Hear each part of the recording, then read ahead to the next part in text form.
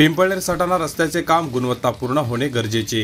साक्री तालुक्यातील पिंपळनेर सटाणा रस्त्याची पूर्णपणे चाळण झाली होती, म्हणून हा रस्ता तयार करण्यात यावा यासाठी अनेक वर्षांपासून पिंपळनेर येथील ग्रामस्थांचा संघर्ष सुरू होता।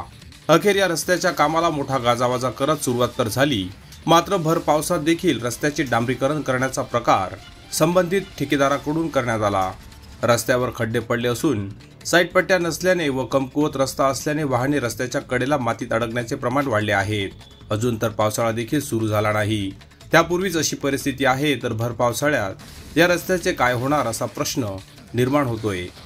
विशेष म्हणजे रस्त्याचे काम सुरू झाल्यानंतर अवघ्या काही दिवसातच अवकाळी पावसाने रस्त्याच्या कामाचे पितळ उघड केले असून संबंधित विभाग मजबूत रस्ता तयार करून होणारी गैरसोय टाळणार का, असा संतप्त सवाल नागरिकांकडून उपस्थित केला जात आहे। झोपेचं सोंग घेतलेले अधिकारी एखाद्या मोठ्या अपघाताची वाट बघत आहेत की काय, अशी प्रतिक्रिया सर्वसामान्यांकडून व्यक्त केली जात आहे। याबाबत दिनेश जैन यांनी शनिवार दिनांक 31 मे रोजी सकाळी 10:15 वाजता आपली प्रतिक्रिया व्यक्त केली आहे। Bureau report, express news Marathi, Pimpalner. आपल्या पिंपळनेरचा सर्वात जिव्हाळ्याचा विषय म्हणजे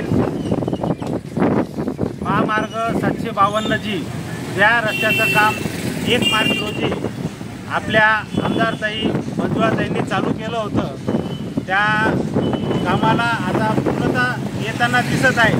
या महामार्गाच्या कामामध्ये जे काम झालं आहे ते पडत्या पावसामध्ये झालेलं असल्यामुळे कामाची जी क्वालिटी आहे ती फारच निकृष्ट दर्जाची आहे आणि काम हे पडत्या पावसामध्ये केल्यामुळे जे आजूबाजूला खड्डे केलेले होते त्या खड्ड्यांमध्ये पाणीचा निचरा होऊन तिथं आता भुसभुशीत माती असल्यामुळे खड्ड्यांमध्ये गाड्या पडत आहेत, लोक पडत आहेत। वारंवार प्रशासनाला ही माहिती दिल्यानंतरही ते या गोष्टीकडे लक्ष देण्यास तयार नाही।